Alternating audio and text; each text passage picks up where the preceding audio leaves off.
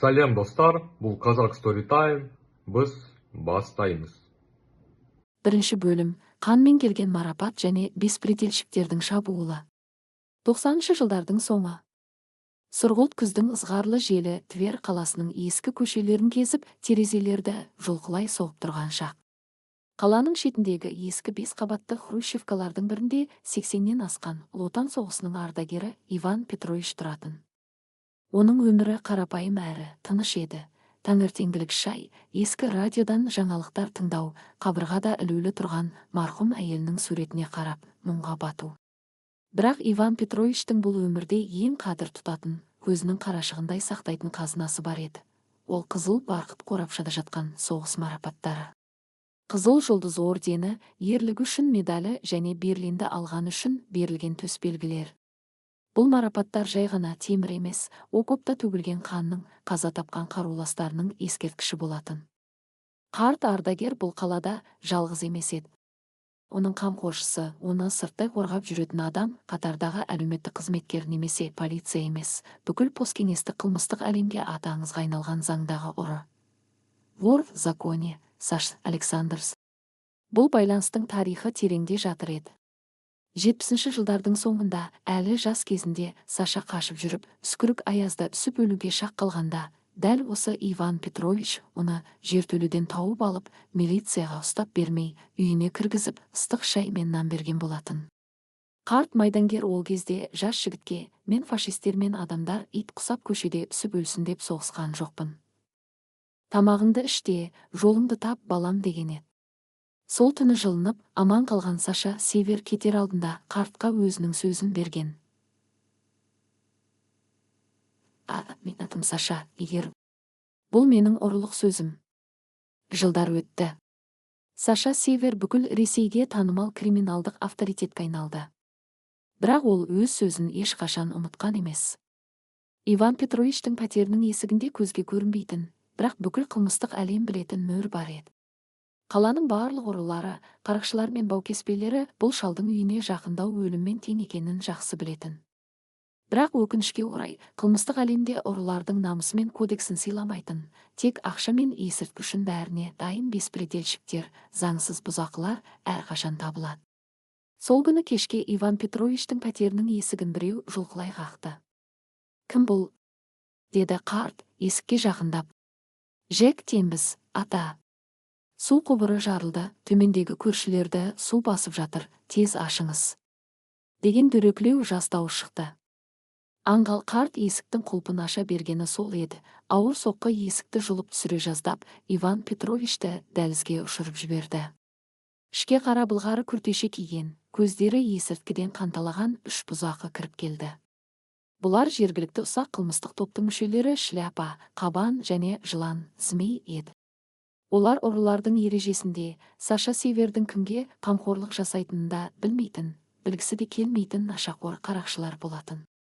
Кәне, шал, ақша қайда?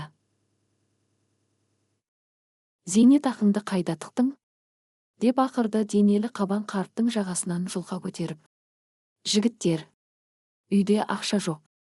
Менің зейнетақымды кеше ғана тамаққа жұмсап қойдым, деді Иван Петрович жарылған еріннен аққан қанды сүртіп. Өтірік айтпа, кәрі ит. Жылан пәтердің ішін ақтарып, шкафтарды төңкеріп, ыдыстарды шағып жатты. Ол бөлменің төріндегі ескі серванттың ішінен қызыл барқыт қорапшаны тауып алды. Қорапшаны ашқанда ішіндегі алтын мен күмістен жасалған соғыс ордендері жарқ ете қалды. Оппа! Мынаны қараңдар. Бұларды ломбардқа өткізсек, кем дегенде 1 айлық дозаға ақша шығады. Деді жылан, ордендерді қолына алып, жымысқылана күліп. Иван Петровичтің көздері шарасынан шығып кете жаздады. Ол үшін бұл марапаттар оның жанымен бірдей еді. Қарт бар күшін жинап, жыланға қарай ұмтылды. Оған тиіспеңдер. Бұл менің қаным. Менің қаруластарымның естелігі. Одан да мені өлтіріңдер, бірақ оған тиіспеңдер. Деп жалынды ол. Бірақ Қабан қартты кеудеден теуіп, еденге құлатты. Өшір үніңді, шал. Сенің темір терсегің кімге керек? Деді Шляпа қолындағы қызыл жұлдыз орденін мазақ етіп айналдырып. Мынау не? Фашистерді қырғаның үшін бе? Бізге бәрібір. Бізге ақша керек. Бұзақылар бұнымен тоқтамады. Олар қарттың қабырғадағы әскери киімін, кителін жұлып алып, еденге лақтырды. Жылан кіретігімен ардагердің кителін, оның үстіндегі естелік фотосуреттерді таптай бастады. Міне, сенің соғысың. Міне, сенің ерлігің. Деп қарқылдап күлді ол. Иван Петрович еденде жатып көзінен жас парлап, жүрегі қарс айырыла жылады. Ол физикалық соққыдан емес, өзінің бүкіл өмірінің отан үшін төккен қанының осылай аяқ асты болғанына қорланды. Бұзақылар ордендерді қалталарына салып, үйдегі барлық құнды деген ұсақ түйекті сыпырып алып, есікті тарс жауып шығып кетті. Пәтердің іші тасталған, ал қарт ардагер қансырап еденде жата берді. Бірнеше сағат өткен соң Иван Петрович есін жиды. Оның қабырғасы сынған, демалуы қиын еді. Ол қалтыраған қолдарымен телефон тұтқасына қарай жорғалады. Ол милицияға қоңырау шалған жоқ. Ол милицияның бұл нашақорларды таппайтынын, немесе пара алып босата салатынын іштей сезетін. Ол ескі қойын дәптерін ашып, осыдан 20 жыл бұрын жазылып, ешқашан терілмеген, тек төтенше жағдайда ғана соғуға рұқсат етілген жалғыз нөмірді терді. Телефон ұзақ шырылдады. Ақыры тұтқаны жуан, қарлыққан дауысты ер адам көтерді. Тыңдап тұрмын. Саша балам, бұл мен. Иван Петровичпін.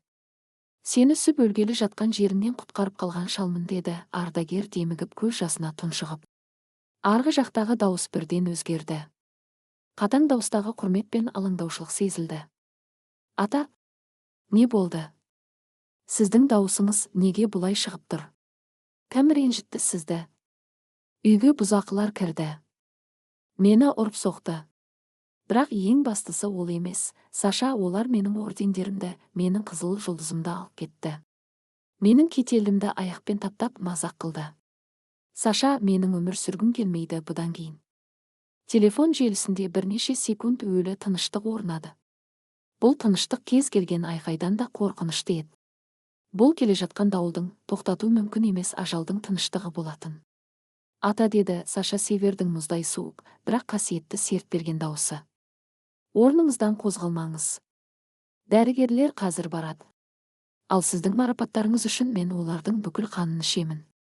Сіздің қызыл жұлдызыңыз ертең кешке дейін орнында болады. Менің ұрлық сөзім. Тұтқа қойылды. Сол түні Твер қаласының қылмыстық әлемі аяғынан тік тұрды. Саша Севердің бұйрығымен қаладағы барлық смотрящийлер, ұрылар мен қарақшыларға хабар жіберілді. Төтенше жиын, сходка шақырылып, қаланың барлық ломбардтары, притондар мен көлеңкелі базарлары қатаң бақылауға алынды. Бұзақылар өздерінің кімнің тамырын басқанын, кімнің қаһарына ұшырағанын әлі білмейтін еді. Олар ажалдың өздеріне қарай жүріп келе жатқанын сезбей, қаланың шетіндегі жертөледе ұрланған ордендерді сатып, есірткі алудың қамымен мәз болып отырды. Бірақ олардың өмірінің соңғы сағаттарының санағы әлдеқашан басталған болатын. 2 бөлім, түнгі аңшылық және қара базардағы дүрбелең. Твер қаласын қараңғылық пен суық жаңбыр тұмшалап тұрды.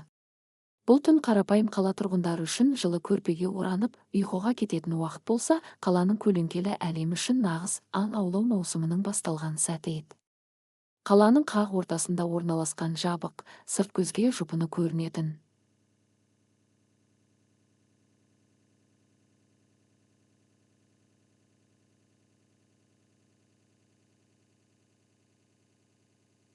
қымбат жиһазбен жабдықталған өлі тығыз. Клубтың есігінде қаруланған, кең иықты күзетшілер тұр. Бұл жерге кез келген адам кіре алмайтын. Бұл түнде мұнда қаланың қылмыстық әлемінің ең жоғарғы элитасы, смотрящийлер, аудандарды бақылаушы авторитеттер мен криминалдық топтардың серкелері жиналды. Оларды шұғыл түрде бір-ақ адам шақырған еді. Ол Саша Север. Клубтың ортасындағы жасыл шуға төселген үлкен бильярд үстелінің жанында Александр Северов, Саша Север тұр. Оның үстінде әдеттегідей қарапайым, бірақ қымбат қара костюм, қолында темекісі түтіндеп тұр. Оның жүзіндегі терең әжімдер мен суық жанары кез келген қатыгез қарақшының өзін тік тұрғызып, бойына үрей ұялататын.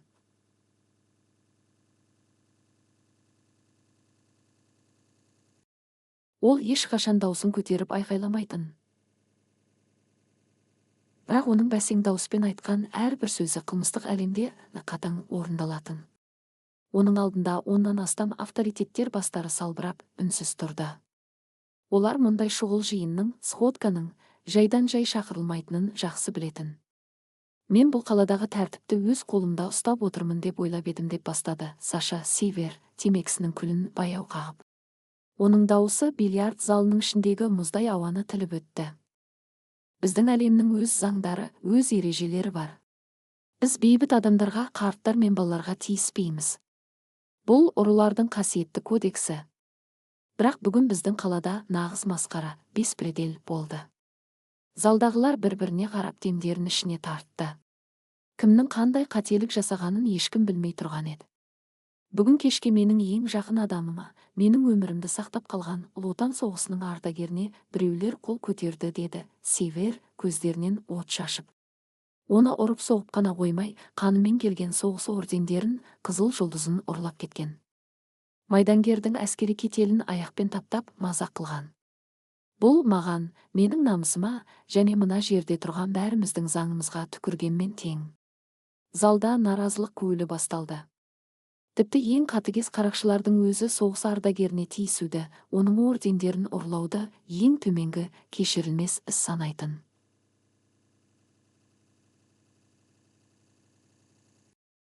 Саша Сивер қолын сәл көтеріп бәрін үнсіздікке шақырды.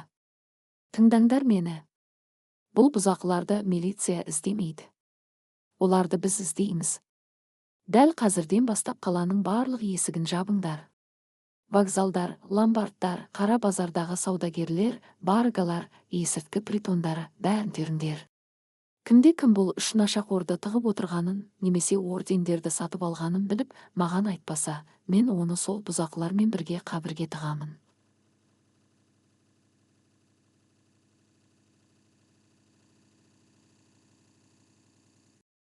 Олар маған тірі керек.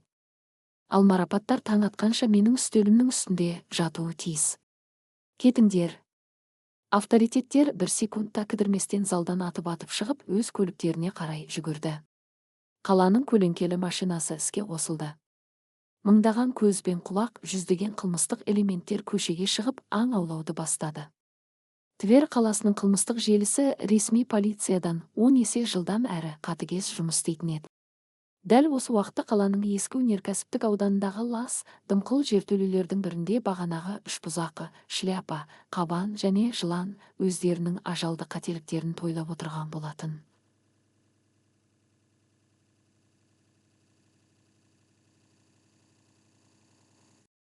Бұл жертөле ұрланған заттарды қабылдайтын және есірткі сататын көртышқан, Крот есімді кәрі саудагердің ұясы еді. Көртышқан үстел үстіндегі ескі лампаның жарығымен қызыл барқыт қорапшаның ішіндегі қызыл жұлдыз ордені мен ерлігі үшін медаліне үңіле қарап отырды. Ол лупасын көзіне тақап, орденнің артындағы ойылып жазылған реттік нөмірді тексерді. Бұл өте қауіпті заттар, жігіттер, деді көртышқан, дауысы дірілдеп. Мұндай нөмірлі марапаттарды сату өте қиын. Мұның иесі бар, тіркелген. Мұны қайдан алдыңдар? Сенің шаруан қанша, шал? Деп бақырды қабан, көздері қызарып, есірткіге шөліркеп тұрғаны көрініп. Саған әкелдік пе, ал? Бұл таза күміс пен алтын. Бізге қазір 3 доз ақ ұнтақ, героин берсең болды. Қалғанын өзің біл. Жылан да шыдамай үстелді ұрғылады. Тездет, көртышқан. Біздің құбырымыз жанып барады. Бер тауарды. Көртышқан ашкөз адам еді. Ордендердің тарихи әрі материалдық құны 3 доза арзан есірткіден 100 есе қымбат екенін ол жақсы білетін. Ол қорқынышын жеңіп ашкөздікке салынды. Ордендерді сейфіне салып, бұзақыларға кішкентай полиэтилен пакеттерге оралған есірткіні лақтырып берді. Жоғалыңдар бұл жерден. Бұл тауарды мен көрген жоқпын, сендер әкелген жоқсыңдар, түсінікті ме? Деді ол. 3 нашақор өздерінің олжаларын алып, мәз болып жертөледен шығып, түнгі қараңғылыққа сіңіп кетті. Олар жақын маңдағы қаңғыбастар паналайтын қазандыққа, котельная барып, ұрланған ордендердің ақшасына алған есірткіні қабылдап, терең ұйқыға, кайфқа Олар әлемдегі ең жақсысты тындырғандай өздерін батыр сезініп жатты. Олар ардагерді ұрып қан жылатқандар үшін ешқандай өкініш сезінген жоқ. Бірақ олардың бұл бақыты ұзаққа созылмады. Саша Севердің адамдары қаланы тінтіп, барлық ақпарат көздерін қысып жатқан болатын. Түнгі сағат 3-те Көртышқанның жертөлесінің темір есігі тарс етіп сынып, ішке қаруланған, спорттық дене бітімді 5 адам кіріп келді.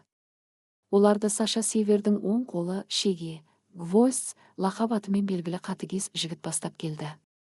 Көртышқан не болғанын түсінбей, сейфінің алдында қалтырап тұра қалды. Жігіттер, не болды?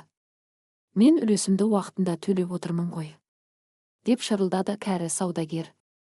Шеге оған жақындап келіп жағасынан шап беріп ұстап, қабырғаға тарс еткізіп соқты. Үніңді өшір, егеу құйрық. Бүгін кешке саған 3 нашақор келуі тиіс еді. Олар саған соғыс ордендерін қызыл жұлдызда келді. Солай ма? Өтірік айтсаң, тіліңді суырып аламын. Көртышқанның зәресі ұшты.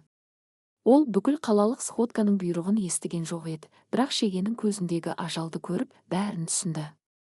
Ол қалтыраған қолымен қалтасынан кілтті шығарып, сейфті ашты. Қызыл барқыт қорапшаны Шегенің қолына ұстатты. Міне, бәрі осында. Мен білген жоқпын, жігіттер. Олар маған күшпен тастап кетті, деп жылап жіберді Көртышқан.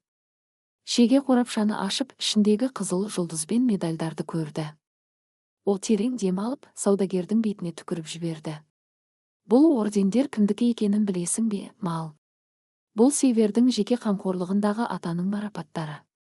Сен қасиетті нәрсеге қолыңды былғадың. Көртышқан еденге құлап аяғына жығылды. Кешіріңіздер.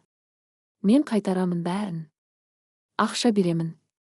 Сенің тағдырыңды ертең Севердің өзі шешеді, деді Шеге суық үнмен. Содан кейін оны шашынан жұлқа көтеріп, ал енді айт, сол 3 бұзақы қазір қайда? Тез. Олар ескі зауыттың артындағы жылу қазандығында, котельная, жасырынады. Олар сол жерге кетті, деп барлық шындықты сайрап берді саудагер.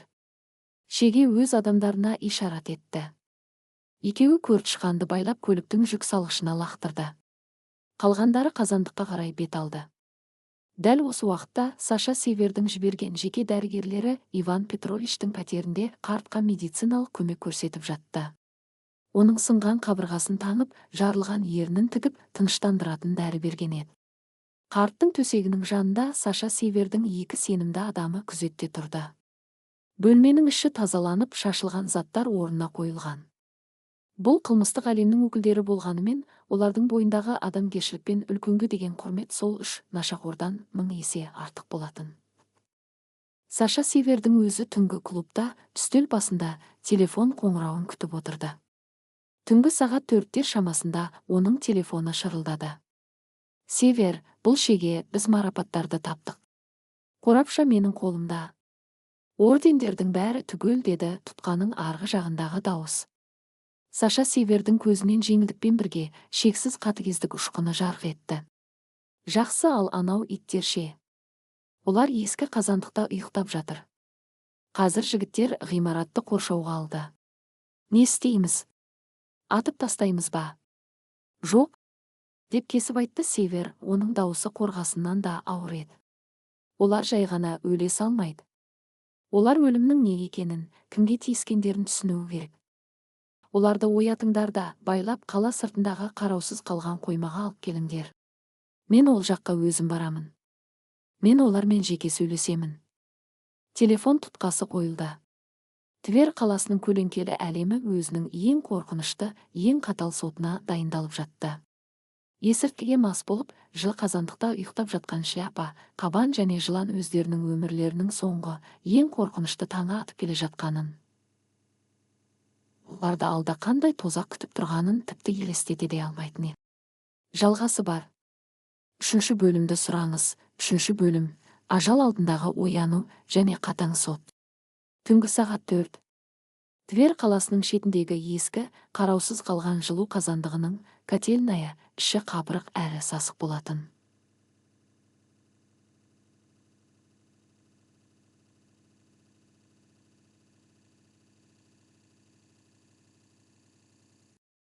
Шіріген құбырлардан тамшылаған судың үні ғана естіледі. Қазандықтың бұрышындағы лас матрастардың үстінде бағанағы үшбұзақы шляпа, қабан және жылан арзан есірткіге мас болып, естерін білмей ұйықтап жатқан еді. Олардың түстеріне ақша, тағы да доза және өздерінің батырлығы кіріп жатқан шығар, бірақ бұл олардың өміріндегі ең соңғы тыныш ұйқысы болатын. Олар бұл дүниеден қандай қатыгездікпен қоштасатындарын әлі сезбеді.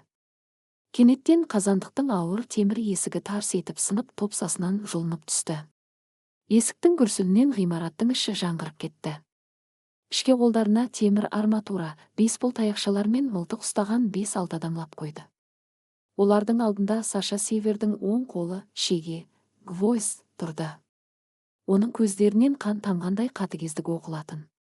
Ол ешқандай ескертусіз, ұйықтап жатқан қабанның бетінен ауыр әскери етігімен бар күшімен теуіп жіберді. Қабан бақырып оянып, аузынан қан бұрқ ете түсті.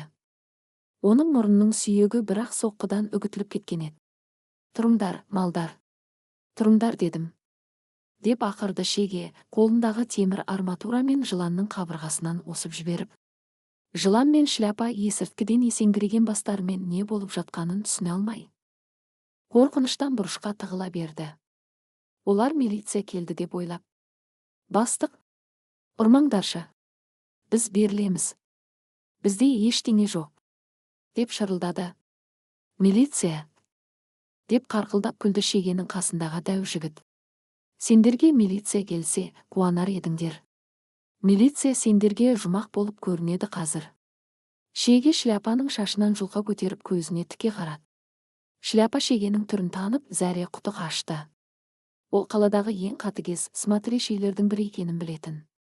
«Шеге, аға, біз не істедік? Біз ешкімнің аумағына кірген жоқпыз ғой. Біз жай ғана шалдың үйіне кіріп ордендерін ұрладыңдар ма?» деді шеге, дауысы мұздай суық. «Сендер есірткіге сатылған иттер, кімнің шалына тиіскендеріңді білесіңдер ме?» Ол Саша Севердің атасы еді. Оның марапаттары қазір біздің қолда. Ал сендер енді өліктің қатарындасыңдар. Осы сөзді естігенде үшбұзақының жүрегі тоқтап қалғандай болды. Саша Север. Бұл есім Тверде ғана емес, бүкіл Ресейдің қылмыстық әлемінде ажал періштесіндей естілетін. Олардың аяқ қолдары дірілдеп, шалбарларына жіберіп қоя жаздады. Олар жай ғана қорғансыз шалды тонадық деп ойлап еді, ал шын мәнінде бүкіл қаланың криминалдық құбыжығының құйрығын басқан екен. Жоқ. Біз білген жоқпыз. Аға, Құдай ақы, біз білмедік. Біз қайтарамыз бәрін, деп жылап жіберді жылан, шегенің аяғына жабысып. «Қаптарыңдар бұларды», деп бұйырды шеге жиіркенішпен. Бұзақылардың қолдарын артына қайырып, пластик стяжкалар мен қан тамырлары үзілердей етіп қатты байлады. Ауыздарына лас шүберек тығып, скотчпен орап тастады. Олар шырылдап, жер тепкілегенімен, олардың қарсылығына ешкім назар аудармады. Үшеуін қапқа салғанда етіп көтеріп алып, далада күтіп тұрған 2 қара джип көлігінің жүк салғышына, багажнегіне лақтырды. Көліктер орнынан жолына қозғалып, қаланың сыртына, көзге түспейтін қараңғы орманға қарай бет алды. Жүк салғыштың ішіндегі қараңғылықта шляпа, қабан және жылан өмірлерінде бірінші рет шынайы, жануарлық қорқынышты сезінді. Олар бұған дейін әлсіздерді, қарттар мен балаларды қорқытып, өздерін көше қасқырларымыз деп санап жүрген. Бірақ нағыз қасқырлардың апанына түскенде, олардың бар батырлығы ауаға ұшып, кәдімгі қорқақ шие бөріге айналып шыға келді. Қабанның мұрнынан аққан қан тамағына кетіп тұншығып жатса, жылан қорқыныштан жылап, скотчтың астынан ыңырсыған дыбыс шығарып жатты. Шляпа болса, көз алдына бағанағы қанға боялған шалдың, Иван Петровичтің бейнесін елестетті. Ол марапаттар менің қаным, оған тиіспеңдер деген шалдың сөзі оның құлағында жаңғырып тұрды. Енді сол төгілген қан үшін бұлар өз қандарымен жауап беретін кез келді. Жарты сағаттық жолдан кейін көліктер тоқтады. Жүк салғышы ашылып, оларды суық жерге, балшыққа қарай лақтырып жіберді. Бұл қала сыртындағы ескі, қабырғалары қираған кірпіш зауытының қоймасы еді. Қойманың іші үлкен, қаңырап бос тұр. Ортада 4-5 жол талғамайтын көлік дөңгелене тоқтап, өздерінің жарық шамдарын, фараларын ортадағы алаңқайға бағыттап қойған. Жарықтың ортасында шағын үстел мен орындық тұр. Айналада қолдарына қару ұстаған, үнсіз тұрған 20 шақты қылмыстық әлемнің өкілдері. Бұл жерде ешқандай заң, ешқандай милиция көмектесе алмайтын. Бұл нағыз жабайы орманның соты болатын. Бұзақыларды сүйреп әкеліп көліктердің жарығы түсіп тұрған ортаға тізелерімен жерге отырғызды. Олардың ауыздарындағы скотчты жұлып алды. Ағалар, кешіріңіздерші. Біз ақымақпыз. Бізді өлтірмеңіздерші деп шырылдады жылан, көз жасымен мұрнының боғы араласып. Қабан мен шляпада бастарын жерге ұрып кешірім сұрай бастады. Олар өздерінің ең аянышты, ең бейшара кейпіне енген еді. Бірақ айналадағы қатыгез адамдардың бірде-біреуінің жүзінен аяушылық байқалмады. Олар бұл үш нашақорға адам құрлы қарап тұрған жоқ, таптауға дайын тұрған құрт сияқты қабылдады.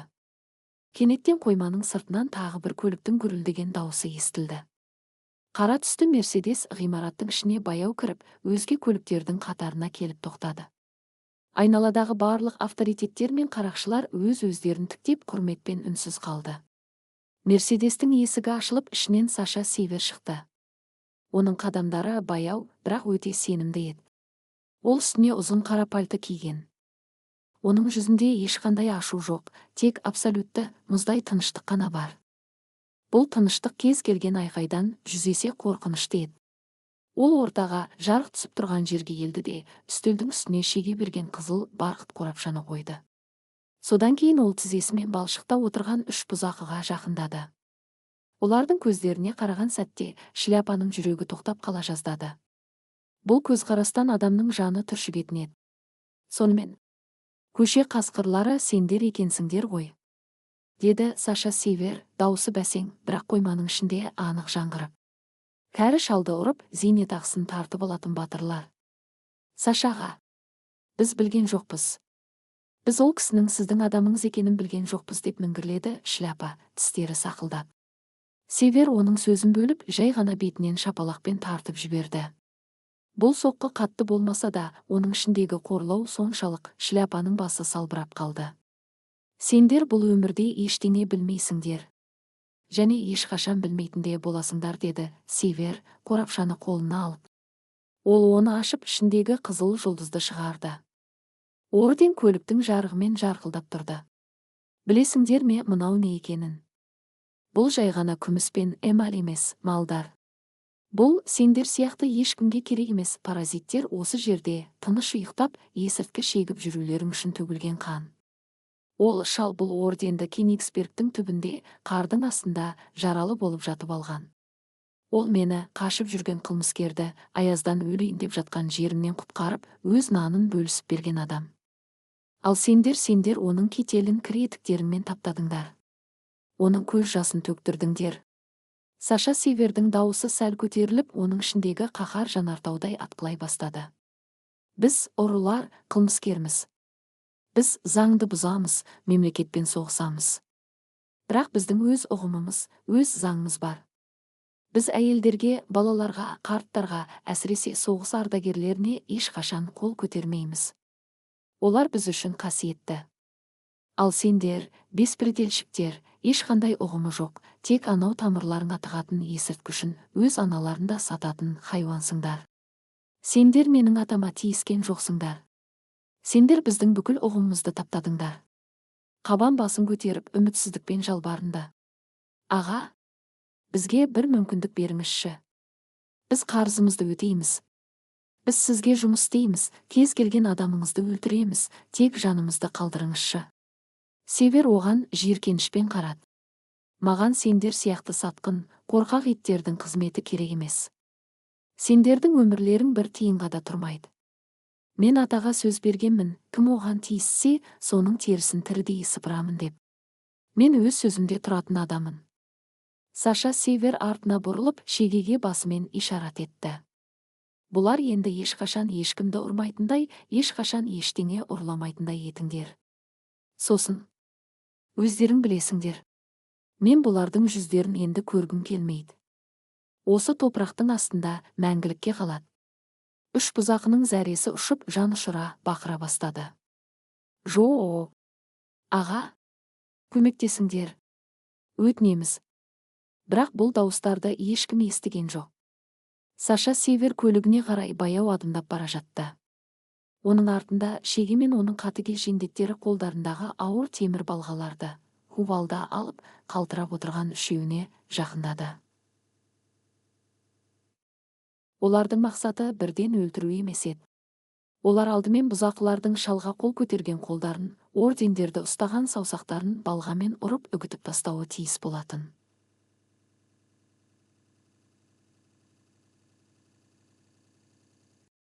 Түнгі қойманың ішінде сүйектердің сытырлаған даусымен адам төзгісіз бақыру үні жаңғырып жатты. Бұл жай ғана жазалау емес, бұл қасиетті нәрсеге қол сұққандарға берілетін ең қатаң үкім еді. Саша Север мерседесіне отырып терезесін сәл ашты да өзінің темекісін тұтатты.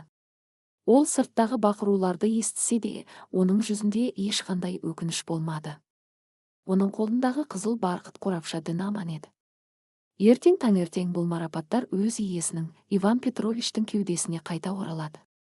Ал қаланы ластап жүрген үш қарақшы таң атқанша ешкім білмейтін батпақтың астында аты жөні белгісіз мәңгілікке жоғалады. Заңсыздыққа, беспределге жол бергендер өздерінің ең үлкен, ажалды қателіктерін осылайша қанмен және жанмен төледі.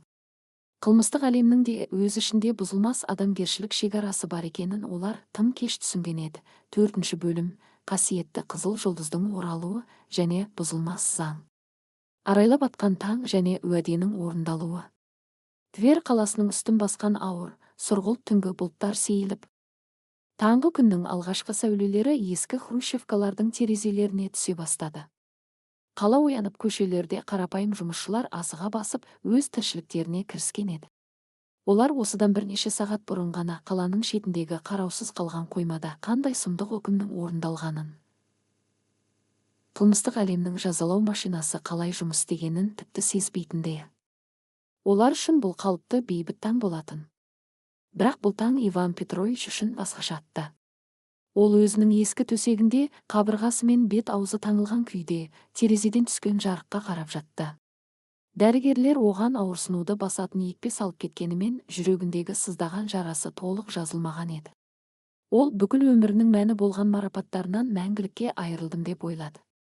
Иә, Саша Север уәде берген, бірақ мұндай ұсақ ұрыларды үлкен қаланың ішінен бір түнде тауып алу мүмкін емес сияқты көрінген.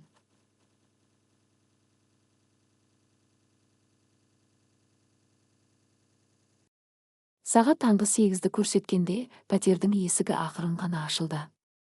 Дәлізге ауыр, бірақ өте байсалды қадаммен Саша Север кіріп келді. Оның үстіндегі қара пальтосы сәл дымқылданған, ал жанарында түні бойы ұйықтамаған шаршаңқылық бар еді. Дегенмен оның жүзінде қандай да бір ішкі тыныштық, істің аяқталғанын білдіретін сенімділік орнаған. Ол қарт майдангердің төсегіне жақындап, орындыққа баяу отырды. Қайырлы таң, ата. Қалыңыз қалай? Дәрігерлер жақсы қарады ма? Деді Саша, даусын барынша жұмсартып.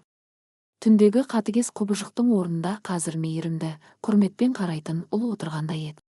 Иван Петрович басын бұрып көзіне жас алды. Саша, балам, дәрігерлерге рахмет, бәрін істеді. Бірақ менің жаным ауырып жатыр. Олар менің өткенімді, менің достарымның естелігін таптап кетті ғой. Менің қызыл жұлдызым. Саша Север сөзді бөлмей, қолын өзінің пальтосының ішкі қалтасына апарды. Ол қызыл барқыт қорапшаны шығарып, қарттың дірілдеген қолына ұстатты. Мен сізге сөз бердім ғой, ата, деді ол, көздерінен жылу шашып. Сіздің қаныңызбен келген марапаттарыңыз өз орнына оралды. Бәрі түгел. Бұл қорапшадан бірде-бір медаль, бірде-бір төсбелгі кем емес. Иван Петрович қорапшаны ашқан сәтте, оның ішіндегі алтын мен күмістен жасалған қызыл жұлдыз ордені мен ерлігі үшін медалі таңғы күн сәулесімен шағылысып, жарқ ете қалды. Қарттың көздерінен жас бұршақтап ағып, ол ордендерді кеудесіне қысып сүйе бастады. Ол балаша жылап жатты, бұл қуаныштың, шексіз жеңілдіктің көз жасы еді.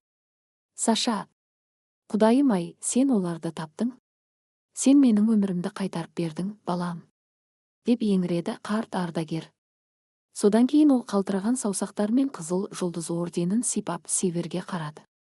Білесің бе, Саша, Бұл орденді маған 44-ші жылы Висла өзенінен өтерде берген.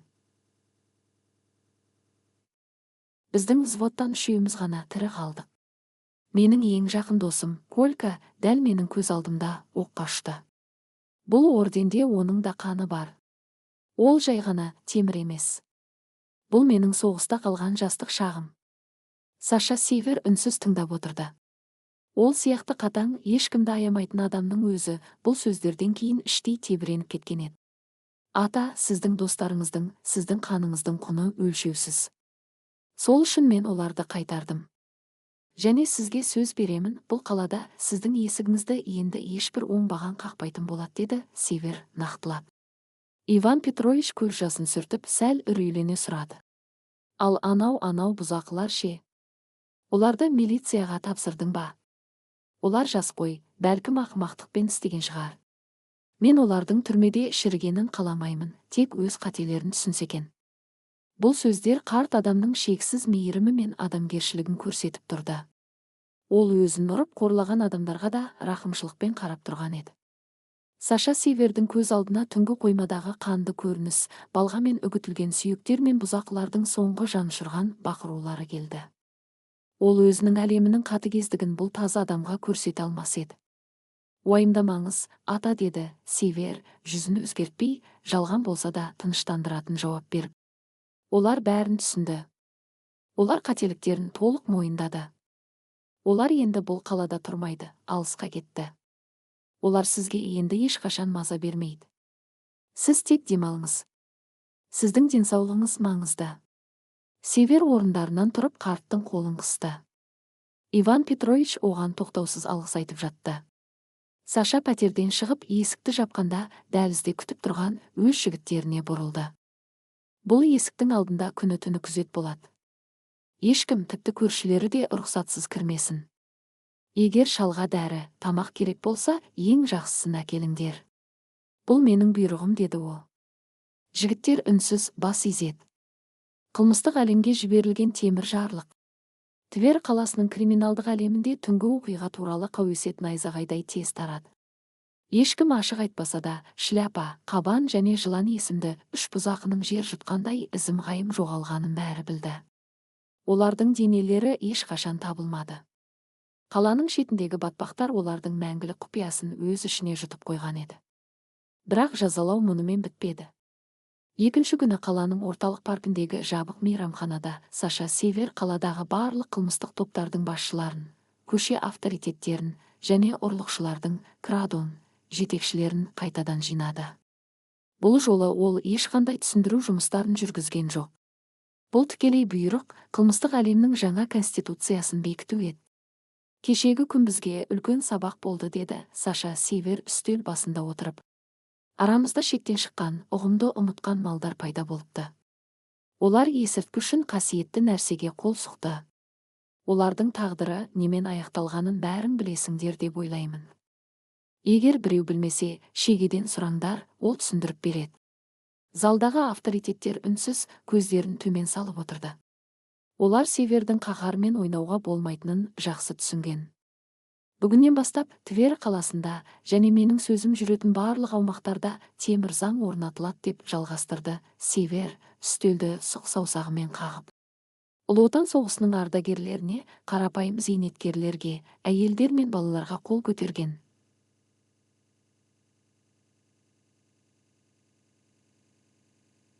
Олардың үйіне оққа түскен, машина алған кез келген. Бұл іспен айналысқандарға ұрылардың соты болмайды, оларға бірден өлім жазасы кесіледі.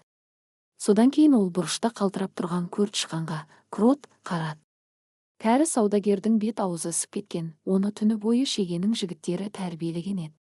Баргалар мен ломбард ұстайтындар, деп ақырды Сивер бүкіл залға. Егер кімде кім ұрланған соғыс орденін, ардагерлердің медальдарын сатып алатын болса, мен оның ломбардын өзімен қоса өртеп жіберемін.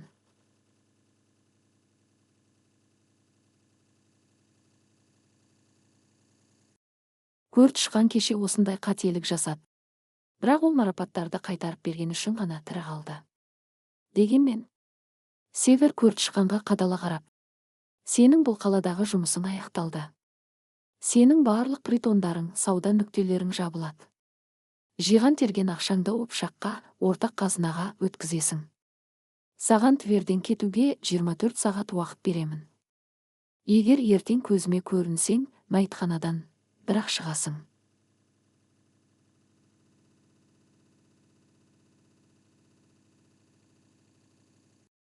Кет. Көртышқан басын изеп, үн-түнсіз есікке қарай сүйретіле жөнелді. Оның бүкіл криминалдық карьерасы бір күннің ішінде тасталған болды. Бірақ ол тірі қалғанына мыңда бір шүкір етіп бара жатты. Бұл күн қала тарихында үлкен өзгеріс әкелді. Ұрылар мен қарақшылар өздерінің қатарларындағы беспределшіктерді өз қолдарымен тазалай бастады. Қаладағы қарттар мен ардагерлерге ешкім тиіспейтін болды. Өйткені ресми полицияның заңынан құтылып кетуге болатын болса, Саша Севердің заңынан қашып құтылу мүмкін емес еді. Уақыт емші және соңғы құрмет. Жылдар жылжып өте берді. 90-шы жылдардың қарақшылық қатыгездікке толы дәуірі артта қалып, жаңа мыңжылдық басталды. Қоғам өзгерді, заңдар қатайды. Иван Петрович, қарт майдангер, сол оқиғадан кейін тағы 5 жыл тыныш, бейбіт өмір сүрді. Ол өзінің сүйікті радиосын тыңдап, таңертеңгілік шайын ішіп, мереке күндері кеудесіне қызыл жұлдызы мен медальдарын тағып, қалалық саябаққа серуендеуге шығатын. Оның үйіне ешқашан ешқандай бұзақы жоламады. Тіпті ауланың тентек балаларының өзі ардагерді сырттай құрметтеп, оған көмектесуге тырысатын. Бұл құрметтің артында көзге көрінбейтін, бірақ өте күшті қорғаныс тұрғанын қарт іштей сезетін.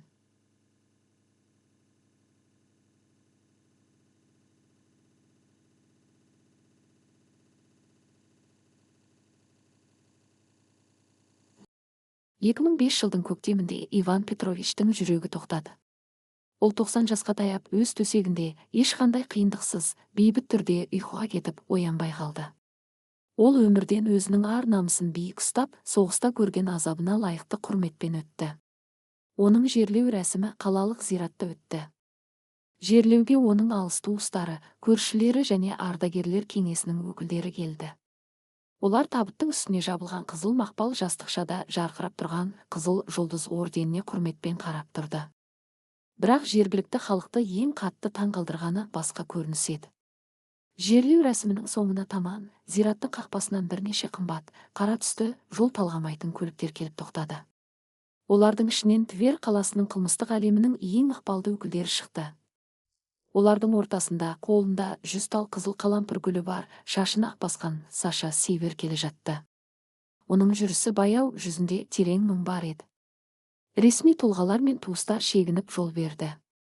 Бұл адамдардың кім екенін бәрі білетін, бірақ олардың не үшін қарапайым ардагердің жерлеуіне келгенін ешкім толық түсіне алмады. Саша Север табыттың қасына келді. Ол өзінің қара көзілдірігін шешіп, қарт майдангердің бейнесіне ұзақ қарап тұрды. Оның есіне осыдан 30 жыл бұрынғы үскірік аяз, жертөле және оған ыстық шай берген мейірімді қолдар түсті. Содан кейін оның көз алдына ардагерді қан жылатқан бұзақылар мен оның қайтарып берген қызыл жұлдызы елестеді. Ол Иван Петровичтің алдында өзінің ең басты қарызын өтеген еді. Ол тек бір адамның өмірін қорғап қана қоймай, бүкіл қылмыстық әлемге адамгершіліктің, намыстың не екенін көрсетіп кетті. Саша гүлдерді табыттың жанына қойып тізесін бүкті. Ол қылмыскер, ұры, заңсыздық әлемінің патшасы болса да, дәл осы сәтте ол жай ғана өз құтқарушысына тағзым еткен адам еді. Қош болыңыз, ата. Сіз нағыз жауынгер едіңіз. Сіз маған тек өмір сыйлаған жоқсыз, сіз маған ұжданның не екенін үйреттіңіз. Сіздің ерлігіңіз бен марапаттарыңыз мәңгілік менің жадымда қалады. Топырағыңыз торқа болсын деп сыбырлады ол. Север орнынан тұрып артына бұрылды да көліктеріне қарай беттеді. Оның артынан қаланың ең қатыгез авторитеттері де бір-бірлеп келіп, қартқа бас иіп, гүл шоқтарын қойып жатты. Зираттағы қарапайым халық бұл көрініске үнсіз, таңғалыспен қарап тұрды. Бір-біріне қарама-қайшы екі әлем, заңды қорғаған, отан үшін қан төккен майдангер мен заңды бұзып өмір сүрген криминал әлемі осы бір нүктеде, құрмет пен намыс шекарасында тоғысқан еді. Эпилог.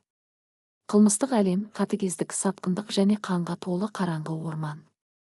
Бірақ тіпті сол қараңғы орманның өзінде адамдықтың соңғы шегін, басып өтуге болмайтын қызыл сызықты анықтайтын жазылмаған заңдар бар. Иван Петровичтің марапаттарына қол сұққан үш бұзақы сол шекараны бұзды. Олар ақшаға, есірткіге соқыр болып, қасиетті ұғымдарды аяққа таптады. Олардың ажалды қателігі бұл әлемде бәрі сатылады деп ойлағандарында еді. Олар ерлік пен құрметтің бағасы өліммен өлшенетінін тым кеш түсінді. Ал Саша Север үшін Иван Петрович жай ғана қарт адам емес, ол адамгершіліктің шырағы болатын. Ол өзінің қатыгез әлемінде жүріп, сол шырақты сөндірмеу үшін бәрін жасады. Ол қылмыскер ретінде тарихқа енген шығар, бірақ өз ұғымында, өз намысында ол ең әділ сот бола білді. Бұл оқиға Твер қаласында аңызға айналып кетті. Ол кез келген ұрпаққа, мейлі ол көше қарақшысы болсын, мейлі қарапайым азамат болсын, өткеннің ерлігін, ардагердің көз жасын таптауға ешкімнің құқығы жоқ екенін, және ол үшін келетін жазаның міндетті түрде өте қатал болатынын ескертіп тұратын мәңгілік сабақ болып қалды.